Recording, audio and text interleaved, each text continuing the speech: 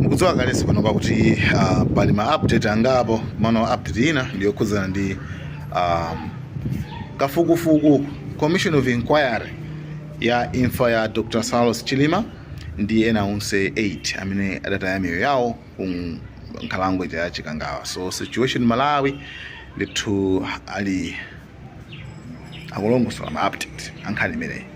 So tili bati Alex Kamangira alemba kuti Felix Njawala sakuyenera kupezeka pa komiti imene kufufuza za imfa ya Chilima ndi anthu ena 8 chifukwa chokuti ali ndi interest. In other way,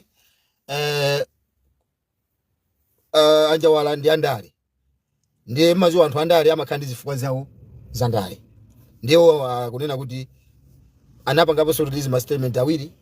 Yes, adu statement awiri pa imfa yomwe ya Chilima ndi akuti is not qualified kuti apezeke pamene pajapo akuyena kuti achosedwe. Ineyo maganizo wanga ngati iso Malawi amene ndikukhuzidwa pa imfa ya Chilima, Felix Njawala akuyenera akhalepo.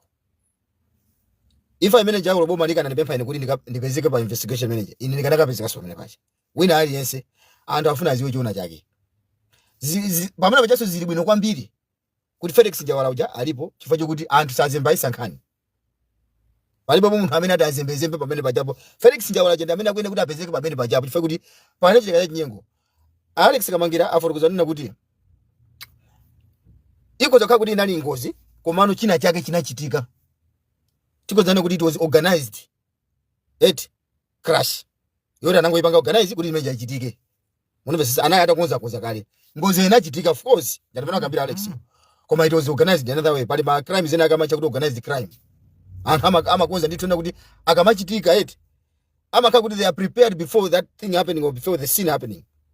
Akamachitika inu mangoda kuti achochitika pamwe ndizoona adi anthu makuti ngozi amakha kuti una akana konza kubakita back office na akana konza zimene zichazo. Nde imfa ya Chilima ndi anthu ena 8 aliyense ali kukhuzidwa anthu msamaone ngati kuti Malawi adakonda ndi family manager. Anthu ambiri ndikuya ndi family manager. Felix Njawala akuyenera kuti apezeke. Palibe sokuti pamene pachapachitika kuti pazemba. Ndathokoza kwambiri kuti aona Nyamilandu alipo. Timu imene ili pamene pachati ikhulupirire. Tifunaso tipemphe timu yathu kuti guys pasapezeke wena kuti aziyesa kuzemba zemba kuti abwera ndi we don't need that. We need the reality. Why MCP killed Chilima? Ndale anthu timasemphana pa ndale. Zambiri timapeza kuti sitikugwirizana mu zambiri mzochitika zokhuzana za ndale. Right? Koma imene isakhale reason kuti pakana munthu lakati muchose moyo. Kuli bwino munthu yokungomuda kamera kumuchosa koma musi wa moyo. Because moyo ukapita munthu sugulaso moyo. MCP ili ni nkhalidwe, it's like a behavior. Zangu kanga zangu wala wa magazi. Ali ndi chitidwe kokupaipa ka behavior kamene kaka kakukulira.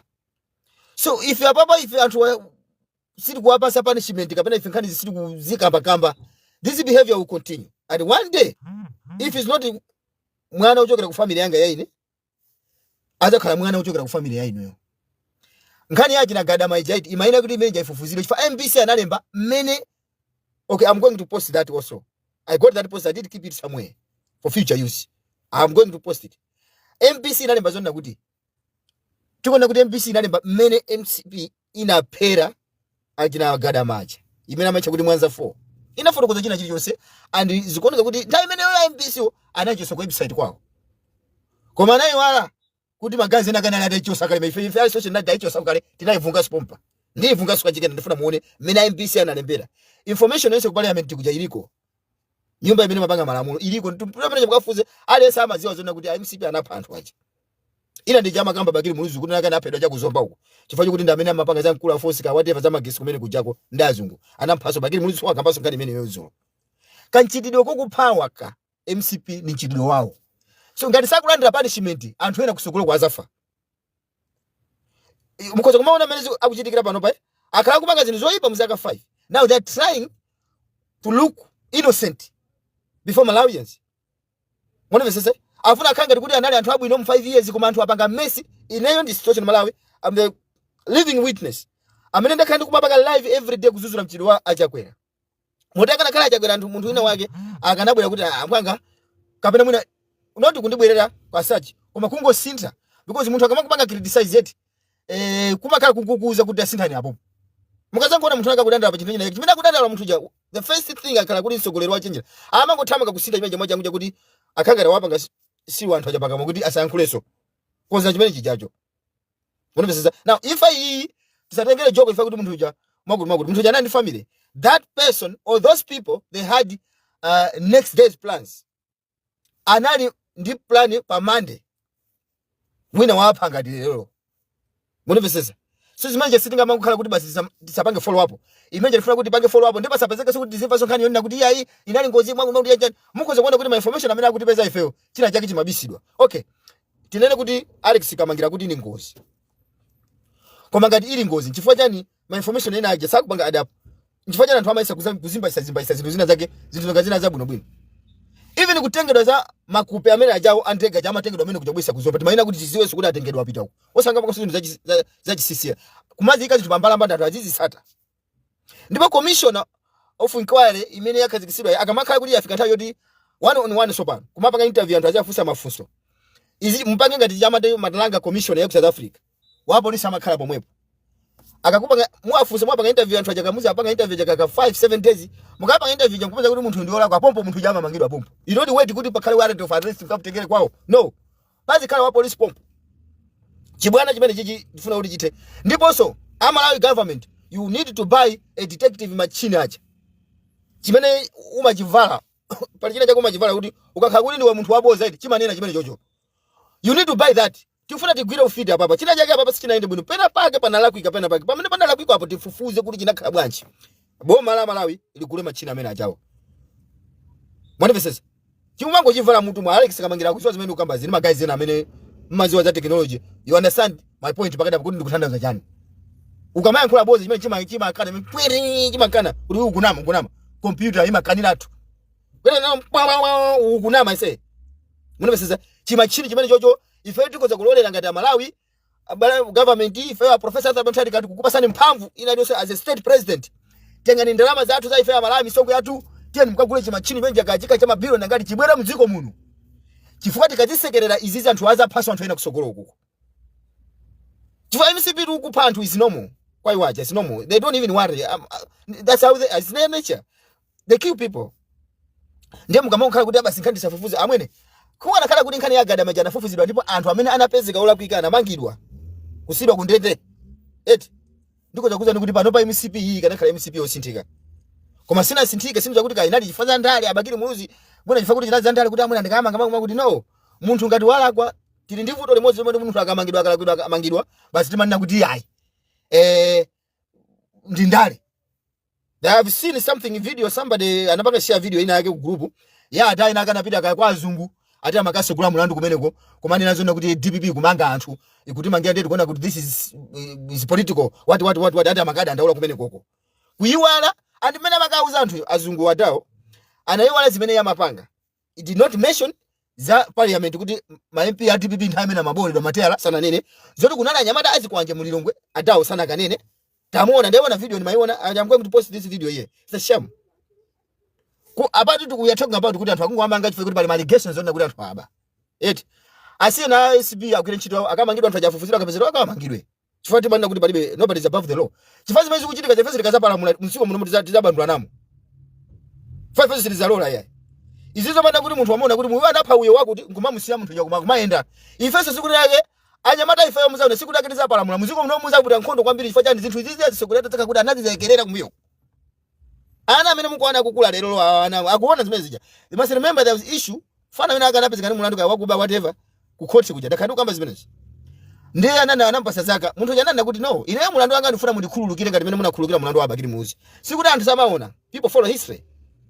Izizi zizapezeka kuti uziko lathu zakhala chipirikiti kupana anthu aziopa lamulo likwena ligwire ntchito anthu azizozona kuti kupha munthu mzako ndi mulandu posa mnyambita munthu iyayi munana zinala kuika nthamela Abakiri Muzi samata ngotenga boma zinala nthamoja akanafunza nthaja anthu kanali atembo osamvera munthu chisoni iyayi ngati wala kwisa eti ngati munthu wala kwisa pasakazo zona kuti anati mangira fere zakuza mange namene ande vingwe amangidwe kusekera mwana sekera mbuyo kuja ndikumene kuti panga follow apa anthu azingokhala generation chokhala kupereva kuti chani iwa jazo anthu opepera fa MCP ndimatenga ndio chenjeratu anthu opepera basi asiye anthu opepera osamvera chinthu kuziwa kuti ku politics kumakhala kuti anthu ena amatha kumamvana koma nkhani iyi ngati munthu wapezeka olakwa amangidwe basi.